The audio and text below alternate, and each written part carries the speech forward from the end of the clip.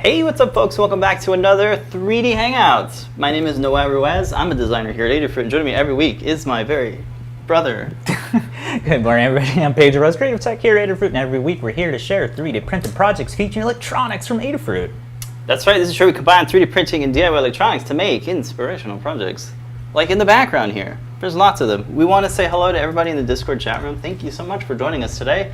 Whether it's the morning, the afternoon, or the evening, we want to say hello. Goodness to you. Everybody hanging out all over the world, and in the chats we're hanging out on discord.gg/Adafruit, over on Facebook, on Twitch, LinkedIn, Periscope, and of course YouTube chat. Yeah, so if you have any questions during the show, we'll do our best to answer them.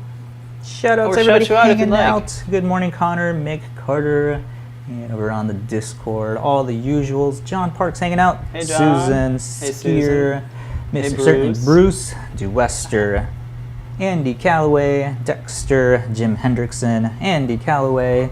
Good morning, everybody. Thank you for all joining us every morning. Yeah, we have some fun stuff to share with you folks, some useful stuff and some fun as we mix them together. But we're gonna do the housekeeping stuff. So let's go ahead and see what's free this week here at Adafruit.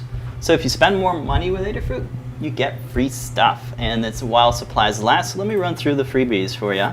For orders that are $99 or more, we're gonna get a free PermaProto half-size breadboard. For orders that are $149 or more, you get the PermaProto plus a randomly selected Stemma QT breakout board. If you have an account with Adafruit, we'll make sure you don't get the same one twice. For orders that are $200 or more, you get the randomly chosen Stemma QT board, the PermaProto board, and free UPS ground shipping for continental US only. And for orders that are $299 or more, you get the free continental UPS shipping, the Stemma QT board that's randomly selected, and a PermaProto half-size breadboard, plus a Circuit Playground Express. So all these freebies are still happening, and check them out. Yes. They'll get automatically added to your cart as you add stuff to your cart. All right, the next thing I want to talk about is the Adafruit Jobs board. Check out the Adafruit's Jobs board by heading over to jobs.adafruit.com. You can find out all the different job listings if they are in your, I don't know, flavor. If you like the flavor of them, something like that. Check them out. It's free to do so. Create a profile or create a job listing if you're an employer, or if you're an employee, it's free to do so. So check it out. Yeah, no spam or anything. It's all good stuff here. So jobs.adafruit.com. Help is wanted. Okay. For newsletters, there's a daily newsletter. This is the weekly newsletter. I'm so sorry. Adafruit.com/newsletter is where you can subscribe to the once a week newsletter. This one will talk about all the new products that are added on the weekly. And if you're looking for kind of a daily digest of stories and projects and things from the community, check out adafruitdaily.com. You can subscribe to all the different categories that you might like, such as Python on hardware, 3D printing, biohacking, IoT monthly, and more. I did that more there just to do an audio test. No, more. Yeah, I know. Excellent. So I think that's all the housekeeping stuff. CircuitPython meetings happen every Monday at 2 p.m. Eastern Time. Next week, it's going to happen on the following day, which is a Tuesday, because next week is Memorial Day on a Monday here in the States. So be active in the Discord chat room if you want more details on that or any questions and that sort of thing. Excellent. I think that's all the stuff for the housekeeping. If anything else I missed, y'all can let me know. I think that's it. I'm ready to jump into this week's project if you'd like, Pedro. Yes, just posting all the links. Yeah, so if you head over to learn.adafruit.com, you'll see our latest guide is published yesterday. Yay! And this is it. This is the Neo Trinkey case, a little 3D printed case for your Neo Trinkey. Let's look at the overhead. Yeah, there's a couple of changes since we've been showing this off. I think it was at the end of the week, last week, PT was asking to add an additional bit of geometry so we could stabilize the boards. So I came up with a couple of different designs. Some of them were these wedges that were trying to sort of keep the board from moving up and down, because all of these Trinkeys are missing the little USB shell that is around there. So I'm thinking it was for either cost savings or like assembly. Definitely made it a lot more easier to just have a board with the USB on there. So I tried a couple of different wedges that didn't end up working. So what we had to do was have the shell printed on there as well. So it is attached to the cover, the little top cover part of the Trinkey here. So it looks like this. All it does is sort of wedge itself inside of the USB port so it doesn't rattle around. So show off what that looks like. Goes in there like that and doesn't let you wiggle it around. And just to show a difference between the two, and we'll show off a couple more of these. This wiggles around when you don't have one in there, which you know, could be a little bit of a little bit of distraction when you're trying to tap on your pads there. There's no wiggling going on in there because it is how a USB was designed. Yeah, so that little flap kind of wedges in at the top of the little blue connector there. That gives you more surface and more friction, so it's got a nice secure fitting. Yeah, I think the most jarring example of showing both these together is the slider.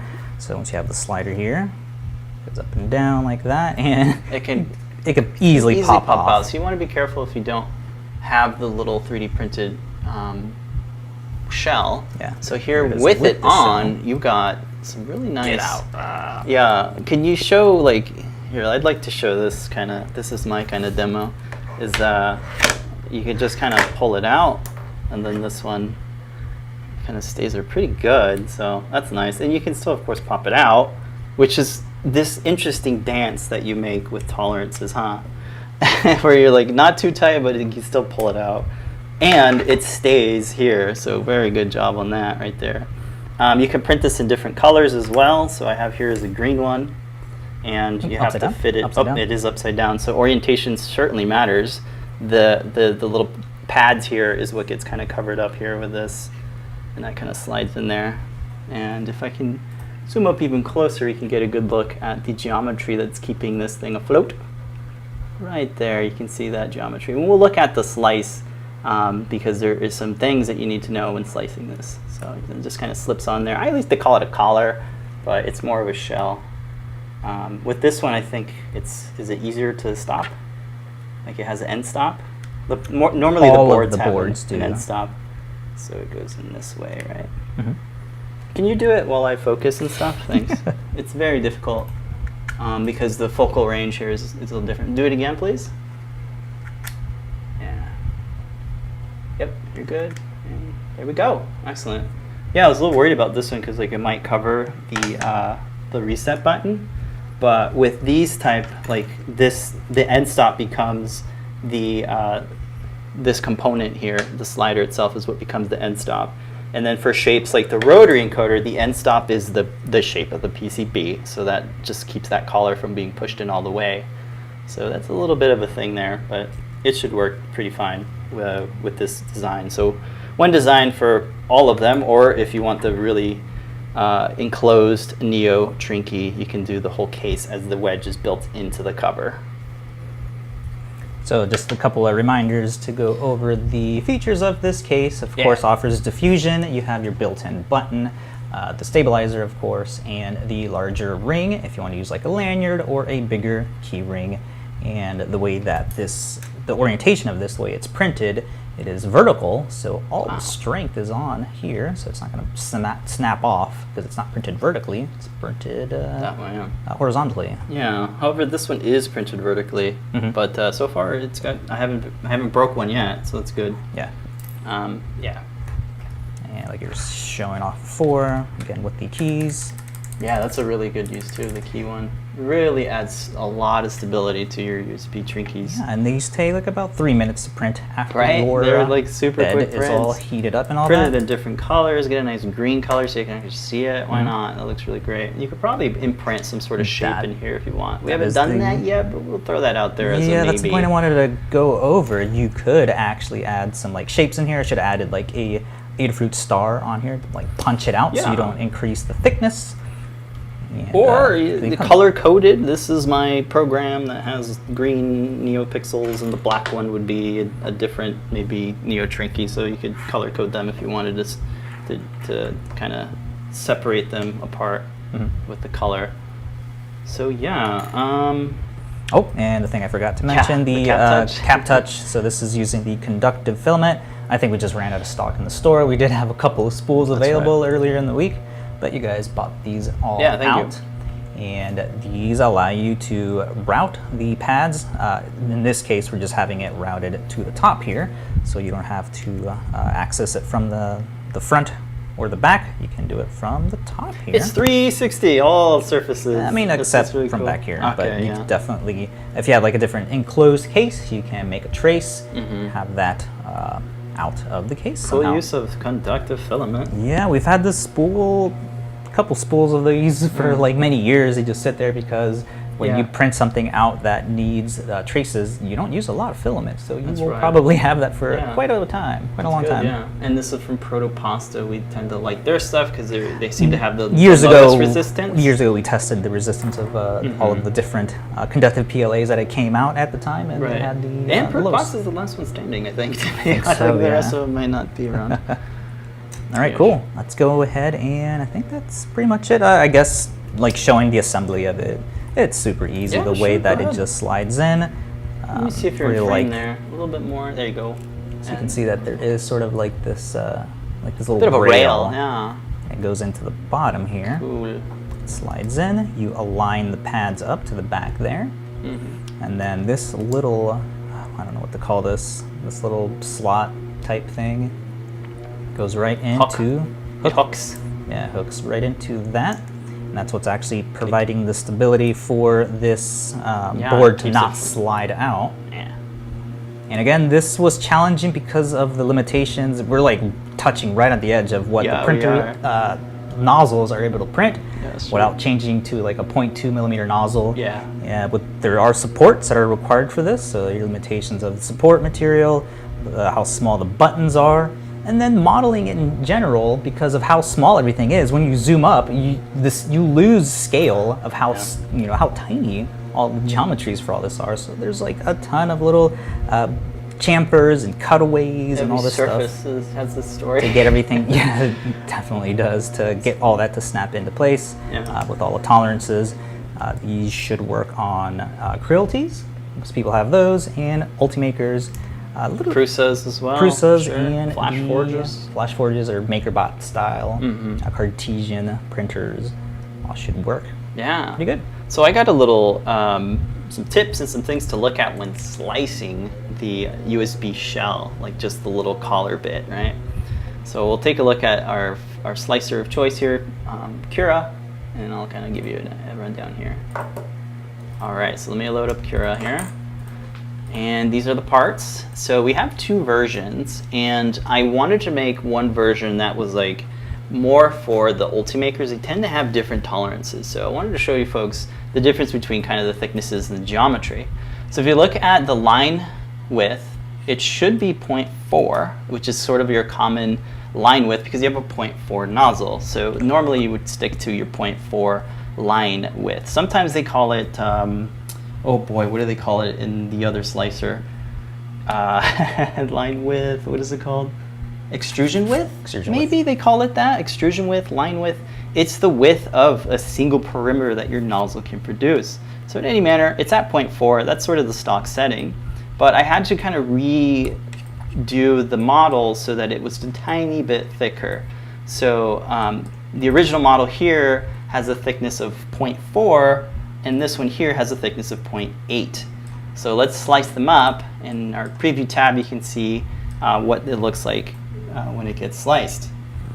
So here, the thin one, you can see how it's struggling here to kind of create like smooth geometry. You can see there's like some bits of artifacts and some bumps and stuff. And like the surface isn't as unified. When you could print that, and that should be okay, but I noticed that thickening that up so that it's actually two perimeters came out with a better, stronger result. So this one for the Ultimaker, you see like all the little surfaces are nice and unified, and even the sort of the infill here is like all nice and kind of uniformed and nice looking. I don't know, but it printed out really well with this version. So you have both versions up there. The only difference is the thickness, but yeah, that's just a little look at slicing it and what are the differences between these two STLs, really. So one's 0.4 and the other one's 0.8. If the 0.4 looks a little too flimsy, try the 0.8. And these STLs are up on the Learn Guide, on Thingiverse, and some of the other repo sites. I just linked the Thingiverse one. Yeah. Post up the Fusion file if you want to step through and edit the design. Yep. Yeah, so that's how the slicing's going. I'm lost. Where Cool. am I? There I am. All right, so Yeah, so this was definitely inspiring since we saw some people were actually using like electrical tape or like a piece of cardboard to try to stabilize it. In a pinch, but that again, should work that's, okay, but you're putting it to the bottom because you can't really cover up the pads, and that doesn't really alleviate the problem. You're still going to have that wiggliness. Yeah, it really is that flap here that that gets wedged into the connector itself. Because like this really shows like even if it's an external wedge, like it just doesn't do anything. This actually wedges it out. Oh, it's actually worse. Oh yeah, it's worse because you're taking up space that that could go in a little bit more further inside of the USB port. You're actually eliminating that with that wedge there. Okay. And then the added problem that I didn't realize because this USB hub in my computer is actually plugged in like this, Yeah, the so I can't connectors are actually upside use. down. Yeah, I can't actually use any of these Trinkeys because they're all upside down. That's what I would say. That's fine. Yeah, so be aware of your hub and the orientation. All right, well, let's jump into any questions and whatnot on the Discord. What do folks think? Is that something that might work for folks? I think so. People like it. Yay. Good. Yeah, and Pedro's got a Thingiverse link there for you. Cool. All right, cool. All right, well, let's look at the Learn Guide, and we'll just kind of run through it a little bit. You go to learn.adafruit.com, and it should be one of the newest guides there, launched yesterday. And just a little general overview of what you can use the Trinkey for. John showed how to use this as a really neat shutter button for a camera, like an iOS device, just outputting keyboard buttons. In this case, it's the volume up and down button, so you can have that attached to like one of those USB to Lightning cable extenders, and just use that to take a stabilized photo of photography or whatever. Yeah. And then, because it is outputting the volume, you could use this for your computer as a volume key, dedicated volume key. If you have those MacBooks that have a touch screen, Touch bar, have something that is more tactical, add that back onto your computer. Yeah. Okay.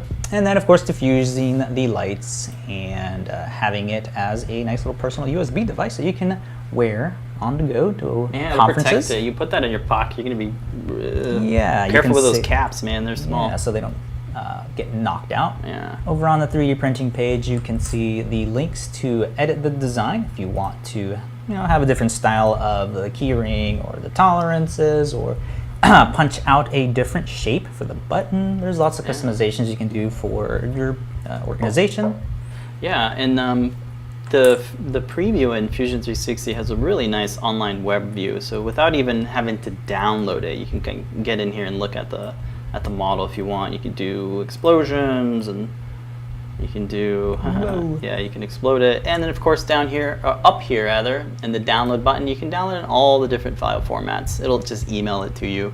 There's one specific one that we want to take a look at here. I don't think it's in the web view. Yeah, it's not in here. You but, can actually use the AR app to get a little visualization of what the boards and the cases look like. Yeah, did you want to demo that? Yeah, I thought it was pretty cool. Let me see if I can do that.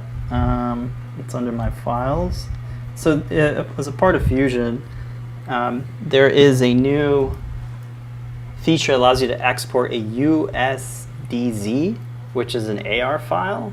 So I downloaded it here, and I'll open it. And this is the 3D model of the Trinkey. So there is the Trinkey, and I can rotate it. And let me put it next to a real Trinkey and see if it's the same. Kind of. Can you take off the knob? So I mean, this would make a lot of sense if we were making a big scaled thing, you know, like you want to see if this fits in your workspace or if your design fits within the confines of a room. So that's what this is for. And we were just playing around with it. This is the first time playing with it, but in terms of one-to-one scale. Yeah, you can scale it up. And this is the built-in AR app that that Apple has. And some of the textures and stuff aren't showing up, but you know, that's fine. I think for visual things that need scale, this could be useful for some things. But for now, it's just to show that that's a new feature, and you can kind of play around with it in the model view. And these models are available to download in STL, STEP, and the original Fusion 360 file. So we have some new models of the USB Trinkeys. The first one being the slide Trinkey. This one has a 35mm slide potentiometer and one cap touch pad. And then we have the Rotary Trinkey, uses a rotary encoder. And it has the reset button on the back, and of course the cap touch. I forgot to mention it has the NeoPixel, right, on it, one. Yep. And the slide Trinkey has 2 NeoPixel reverse mounted. They're on the back there. I might have forgot that. And they're all using the SAMD21, I think. Sorry. For now. For now, right. And then the last bit here is the Neo Trinkey. It's so cute, It's so cute, it's so small. You gotta collect them all. Yes, yes. So we got those models for you, folks. We have and that, they're which one? Forgot to add the little Trinkey squid. This thing? Octopus. Yeah, squid Neo guy. Trinkey. Here's the character. Yeah. I was going to say the GitHub repo is where you can grab these files. And they're also linked into the Learn Guide. So if you go to the Neo Trinkey Learn Guide, it's in there. And some of the Learn Guides aren't out yet because these products are very new. I just went to Learn, and it looks like Kattni has released the Oh my God, just now. Trinkey. Let's everybody go look. I think just the Trinkey. Okay. Under New Guides. I'm sorry, Neo Key Trinkey. Neo Key Trinkey. Okay. I think it got updated because this has been out, I think. Oh no, this is the key. Yes, yes. I haven't made the Neo Key yet. Yeah, Neo Key and Neo Trinkey are confusing because one's the key and one's just pixels, right? Right, okay. Yeah, I'll make a model of this one as well. I haven't done that yet, so that's the next one to do. Cool. All right. And then Brent in the chat room asked if anybody was using these for 3D modeling applications. And Doctor was saying the rotary for scale would be cool. And volume slider. This certainly is saying if it's powered, is an electric slide. Yeah. Yes. Back over to here. And then yeah, for sure, scaling. using guitar knobs for the rotary encoders from Xena. Okay. Cool. All right. Well, as folks comment and stuff, let's go over the 3D printing page. There are some little things that you'll want to do with the Neo Trinkey. The Neo Trinkey case needs a little bit of support material, so we have some settings here that might give you better results when using supports. Yeah, so some of the settings that I like using for supports to make it a little bit more easier to remove are the extrusion width. Knock that down to 0.2. That'll make it nice and thin, so it makes it brittle, so you can just like flick it off. The support density, I wish the standard infill for the density was lower than what it's usually at. It's 20%. Ooh. I usually use 4%. And then the support Z height. This is the distance between the top of your part and the supports. I usually have it at 0.21.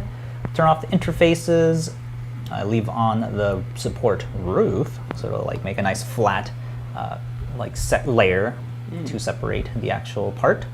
And then using the zigzag part pattern for the support and the roof. Cool. Yeah. Yeah, I don't use many supports, and this is all really good info to kind of reference because, like, I don't know. So it was really good that you laid that out. Yep, and the parts are all ready to go as is. They're all oriented in the an STL. Yeah. Wonderful. All right, assemble. Assembly, we showed that live. You literally just slide it into the bottom slot, not the top. That is for the cover. And then the cover, just line up that little hook piece so it snaps into the slot on the PCB. Snaps in. And then the optional conductive touch pads just snap in to the top of each left and right conductive pad. Yeah. That's pretty much it. Super simple assembly for that. We're good. Toughest part is probably going to be printing it. Yeah, which is why we wanted to share how to slice it and some things to look at, line widths, supports for the Neo Trinkey case. But if you're doing the collar, there's some good, and because it prints so quick, the cycle of iterating should be fairly quick. Yeah. So whether you want to change the CAD or just update your line extrusion, you should be able to get a good part. Get some focus here. Yeah. How's that? Better? Yay. All right, and that is the Neo Trinkey That's this week's project. case. Come out with more, and I think Larnfill are going to try to have these manufactured. There was chats about that. We'll see what happens there. It's easier for folks to print it. Yeah. We've been trying to manufacture. I'll stop. What? It was like, what are the things we were going to injection mold a year or two ago? Oh, yeah. It takes a little bit, there was sort of folks. a pandemic happening. Yeah. All right, let's move on to what are we prototyping? Yeah, This is so super cool. This is super cool. So I'll start off with a big shout out to Liz Clark, Blitz City DIY, and she came up with this project idea using the FunHouse to make a smart fume extractor. So the idea here is to use one of the gas CO2 sensors to measure and sense the fumes, and then the fan is controlled with PWM using the EMC2101 Fan Controller. She was able to map the RPMs of the fan with the ppm, the parts per million value for the fumes, and then because it's a Wi-Fi board, it's using the ESP32S2 on the FunHouse. It's actually logging the fumes to the cloud, sending the fumes to the cloud, and logging the data in a I/O dashboard. Very, very cool project. I wanted to make the case for it, so I came up with a design that would house the fan and have the FunHouse on the side. So this is what I came up with, a little explosion of the parts and the screws and things, but you have a nice little case that all snap fits together for this is a Noctuo 140 millimeter fan. It's 5 volts, it has PWM, and we also have a carbon filter in the front there of the case. And then the gas sensor, while Liz was testing out the gas sensor, she figured that the best placement for it was like directly in the center of the fan. So I have this fun curvy X grill rather that gets just bolted on top of the top cover. It's super modular, so if you want to just make this a standalone fume extractor with no smarts, y'all can do that too.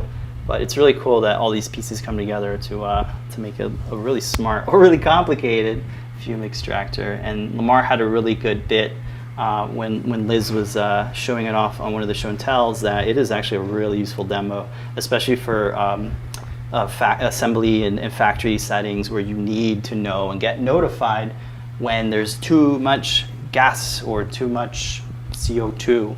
So here it is running. I'm going to adjust the camera so you can see the whole thing. It's a 140 millimeter fan. This is, forgive me for not knowing how to say, but I think it's Noctua is the fan style. So you got, of course, the quality of a Noctua fan. It's got like silicone bumpers, so it has like really minimal noise, very minimal, what do you call it, shakiness. It's a really good quality fan, and of course 5 volts and PWM. So the fan has 4 wired connections. You have a tack and a fan pin on this fan controller. It is a stemma board, so you can connect and daisy chain it with stemma. Let's see if I can do focus here. Come on. So here's a good look of it. So that gets bolted to this plate. The plate gets bolted to the frame. FunHouse gets bolted to the plate. On the side of the FunHouse, you can see I have my stemma connector and 2 of these. I'm able to get 5 volts. Shout out to Lamar for doing that. You can get 5 volts out of any of these 1, 2, and 3, or 0, 1, and 2 analog JST connectors. So I got power and ground feeding from the A0 pin to do power and ground, 5-volt power and ground from the fan. And then this guy here is the SGP30, the MOX gas sensor, I2C sensor. So of course we got the stemma connector routing down here, feeds in through the back there, and then it connects daisy chains into the EMC, which is the fan controller, and the fan controller daisy chains back into the FunHouse. Super easy to disconnect everything. It's super modular.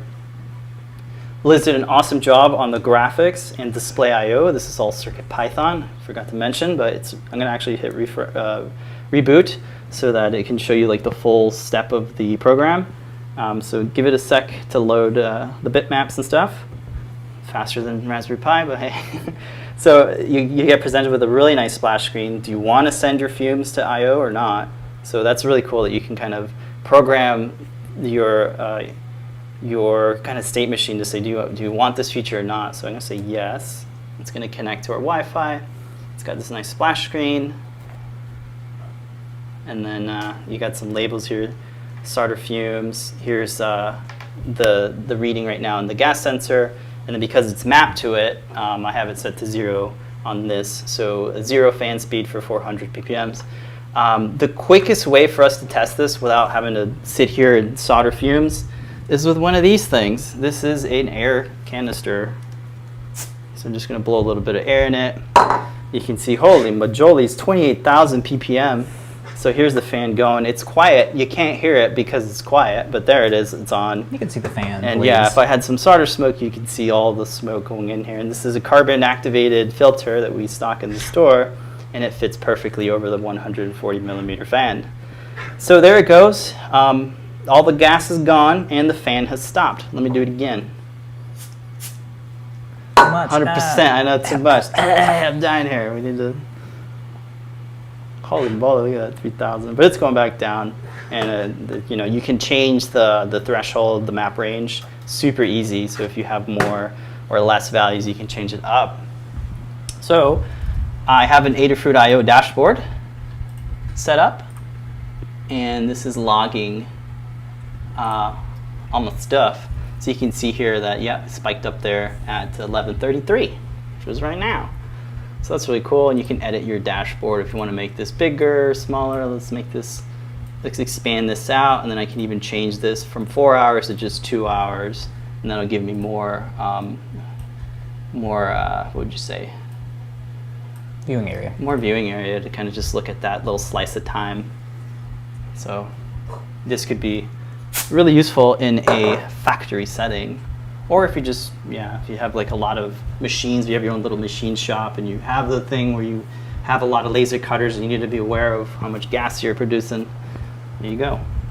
You can rework this to make it fit your stuff. Yeah, so I really like this because we usually leave the fans going like all overnight, and it'd be awesome if it could just turn itself off after there wasn't any more solder fumes in the air. Yeah, and because this is CircuitPython, all this code would work with a different board, a different display. Let's say we want to do low power with MagTag, right? Then you're not burning your power on the TFT display, right? So you can easily rework this code with just a couple lines and just kind of specify what display you have, and then bam, you can have this running on an e-ink display like the MagTag board. Yeah, that's the power of CircuitPython. I think a lot of folks don't know that are just getting started. Is that like, wait, I can upload my code on a different board? If it supports CircuitPython, yeah, for sure. You can jump around from the SAMD21 to an RP2040 and back over to an ESP32S2. I just posted all the links here. Here's another. Dance for me. See, Dwester saying that he's thinking that the sensor closer to the source would be more appropriate. I think Liz tried that, right? This was the easiest way to compact everything. Yeah, originally I wanted one. to put it down here. She was like, no, put it up here. I think it's much better there. Because of the way the smoke flows. Yeah. And we had to run through like, well, I was putting it in the back, but then the carbon filter would filter it out. I was like, oh, well, I'll put this in the center. It just kept, this is just kind of being the best spot, I think, for it. Yeah. Let's see. And I figured maybe that I could do a case that would cover this to keep, you know, to keep it clean, because it could develop some residue over time. This is a prototype, man. I don't know. Yeah, maybe like the ones we did for the CO2 monitor. Carter suggested having like a grill, like a bunch of little holes. Okay, now we could do that too. But yeah, this whole piece here, I'm glad that this isn't baked into this top piece here, because now I can just reprint this piece without having to reprint all the pieces again. That's why I really like taking my cases and then splitting them into 3. Bottom cover, top cover, frame. And that's how it works. Look how easy it is to take it apart, right? Like, this is the fan. It gets secured to this little grill here, which is just a bunch of infill, gyroid infill. And then here's the frame. You can see the nuts here is what's securing this bracket here. And then the top bit here pops out too. You can see the carbon filter has a bit of a retainer thing here that keeps it from hitting the fan. It's got a really tight fit, but yeah, I'll just leave it in there. I'd have to get a spudger to pop this out. It's got really nice tight fitting there. But yeah, this little extra bit here keeps the carbon filter from touching the fan. Really good point from Susan, who's saying that you could add a separate one to the back to test the efficiency of the carbon filter. That is a great idea, to see how clean is my air coming out. That's a really good idea. Just snapping these back and then in. it could like warn you, like the air purifiers that we have, or it could tell you, hey, you need to change the filter. Oh my gosh, that is even, wow. It's a really good idea. That is a really good idea, Susan. And then I made sure to have a opening here for the wiring, so you don't have to do any complicated solder threading when you're assembling the case. So that's really it. It just all snap fits together. A lot of the techniques that I learned from the NeoPixel and the Matrix cases have that similar kind of press fit. There's not really those snap fit grabber things, because it just didn't need it here, because you have so much height here, so much material that you can grab onto that it could just stay like that. It's funny how the skill of things changes how the tolerances work. Oh, for sure, yeah. Yeah, so we'll have this one out in about 2 or 3 weeks as we ramp up here. Yeah, we're trying to do like the guide 1 week and the video the next week, just to give us a little bit of breathing room. Yeah, we're still operating a half speed with no kitchen here that's being remodeled, and that's really what's going on. But yeah, this is a very, very awesome one. Huge shout out to Liz for ideating and coding it up. She also did the graphics, of course.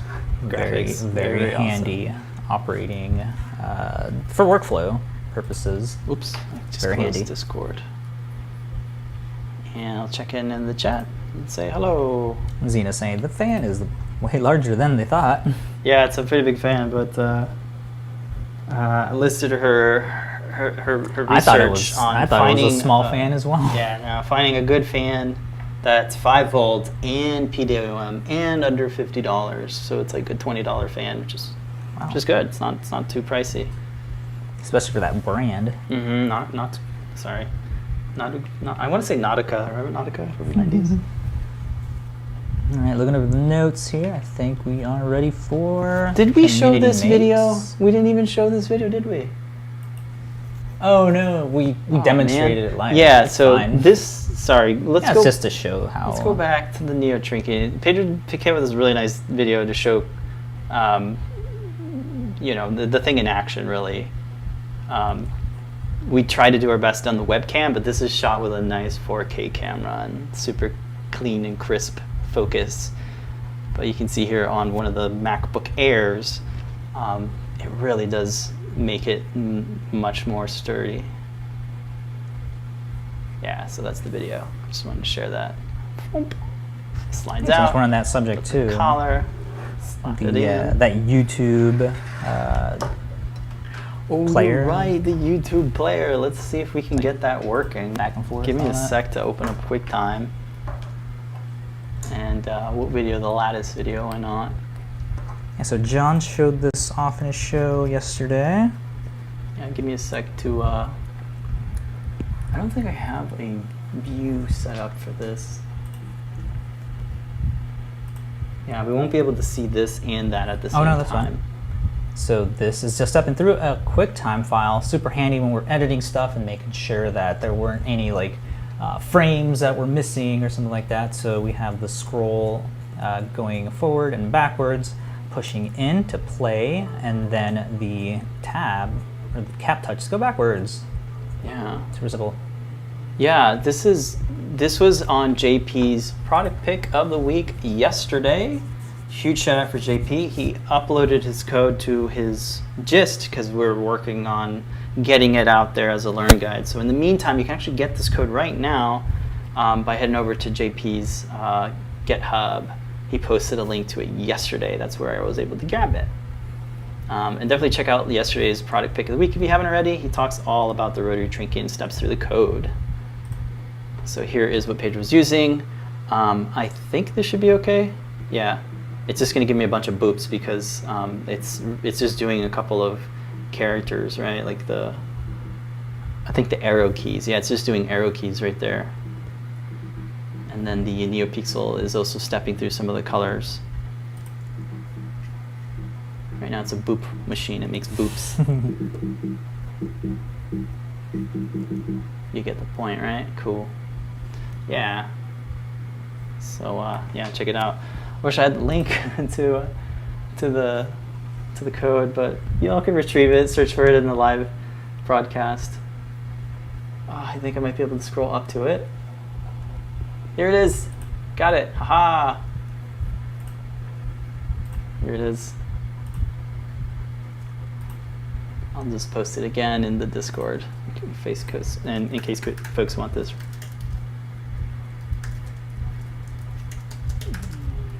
All right. I hope that helps. There we go. All right, wonderful. Sorry to do backtrack, but I saw that in the shot and I wanted to bring it back out. So, yeah. But to bring it back around, that's what we're prototyping. Smart fan collaborative McClurg. Very handy. Very handy. All right, let's go ahead and jump into this week's community makes. Every week we take a 3D model from the community, print it out. This week is this lovely open lattice top. This one's by Scott McClurg. This is very fancy. If you print it in like a color changing filament. I did use rainbow, but because of the size of the model, it wasn't big enough to actually get to the next filament change. So I would recommend just swapping it yourself to get that nice rainbow color. And here it is. Nice top that spins very smoothly, surprisingly. I thought this would fail with all of the retraction goo that you see in the time lapse there. Yeah. Well, and it spins forever. Here we go. It's nicely weighed. Even with a low infill, it still spins very well. Yeah. Of course, you have children. This is a very nice tool to keep them occupied for a couple minutes. And yeah, I really like the design of this. Take a look at the Thingiverse page for this. You can see how he did the color swapping on his own. This is a very nice way to do it. Yeah. Yep. And Scott has quite a few different top designs, so you can check them out. Also a bunch of different ornaments. Tree toppers. Which, yeah, similar type of style. Huh? Yeah, very cool stuff. So shout out to Scott for releasing some cool designs. I want to try out this spherical wind spinner. Oh, this cool. one? Yeah, that looks great. Came out with it in May 5th. Nice. That's a good one. Try that next. Yeah, let's try that next. Why not? Very, very cool stuff. All right, well, we do have some more community makes that were sent to us through emails and whatnot. So let me see if I can pull those out. All right, this one here is a couple of years ago. That's not it. Hold on, give me a second. That's John's code. Copy. I thought I hit First copy. one is the IoT on-air sign. Yeah, this is the older one from 2016. We made one in 2020, or was it 2019? That was an update to it, but who cares? This is the first version of it. It's on air, and Thingiverse user Blue Tees posted up that they made theirs a little less It's just using 5-volt LED strips and old USB cable and the switch, of course. We like it when folks use what they have, and really good print here. And there's a little video too, so very cool. Thank you for printing that. Okay, the next one, we got another one here. This is a little case update for the mag tag. This uses, I think that maybe it's like the cloud, right? It's like the cloud face, but integrated into the snap fit case. So I think it's a bit of a remix here. So yeah, we posted the file. Thank you for posting the 360. Made models to resemble cloud, very easy. Yeah, very cool. And ran it on a direct drive printer, printed face down. Supports were not needed. Yep, on a Quilty Ender 3.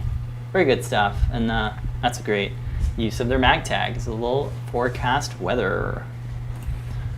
Okay, the next one is, I believe, one of the first makes of the Dark Saber build. So the Dark Saber build, still under construction. This one's by Exquisite.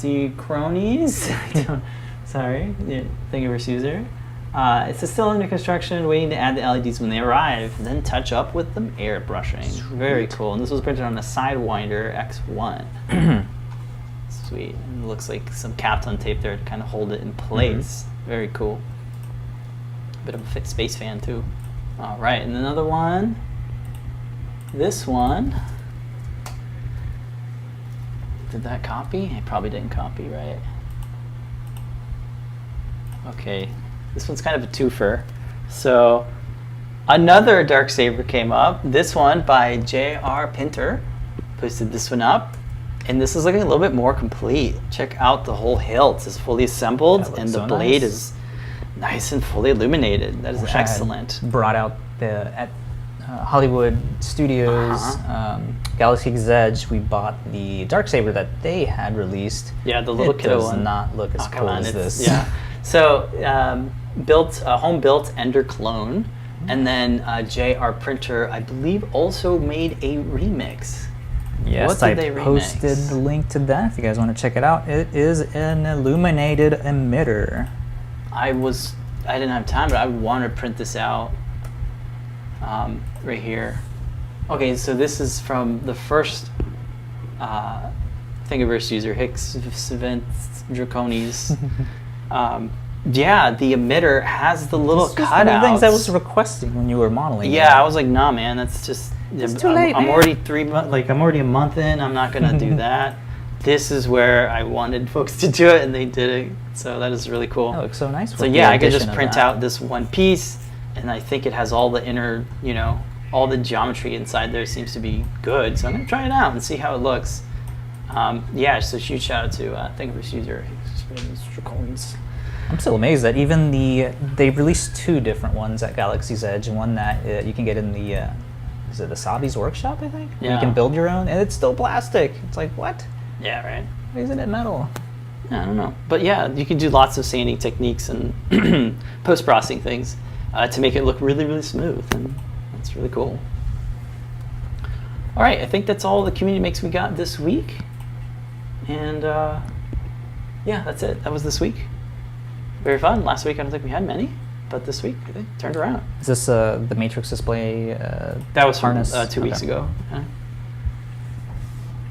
All right, cool. Let's go through all the links. I think we got everything. Show notes. JP saying he likes the boop machine, and the this is true. Yeah, Big Sur. You can tell if you're on Big Sur because like a trash can has like this this snare drum. It's kind of like yeah, it's kind of neat. It's a lot more subtle than the sounds before. All right, cool. I think that's it for the show. Yeah, thank you everybody for joining us, and for everybody submitting their makes and stuff. It's always fun to take a look at those. We invite you to tonight's show and tell, hosted by Lamar and Mr. Lady Ada, Phil Perron. So check it out. It'll be at 7:30 p.m. Eastern Time every Wednesday. It's at 7:30 p.m. for the most part. And then shortly after that is Ask an Engineer with Lamar and Phil at 8 p.m. Eastern Time. Should be a fully packed show this week. Lots of all of the maker news going on, new products, and some of the behind the scenes of what Lamar is working on. Yep. Get INMPI Python on hardware, and all the other fun segments. Maybe a rant or two. Ooh, my favorite. All right, well, that's going to do it for this show. Don't forget tomorrow, you check in with JP at 4 p.m. every Thursday. And then on Fridays, is Scott deep dives, mostly on Fridays at 2 p.m. Pacific time, 5 p.m. Eastern. Sundays with Lamar Lady Ada from the desk of Lady Ada. Yep. Next week, don't forget, this one's on Tuesday. The Circuit Pilot meeting's on Tuesday because there's a holiday here in the States on the Monday. And then going back around on Tuesday as well with JP's product pick of the week. Yeah. Awesome. All right, well, we'll say goodbye to everybody as we close this down.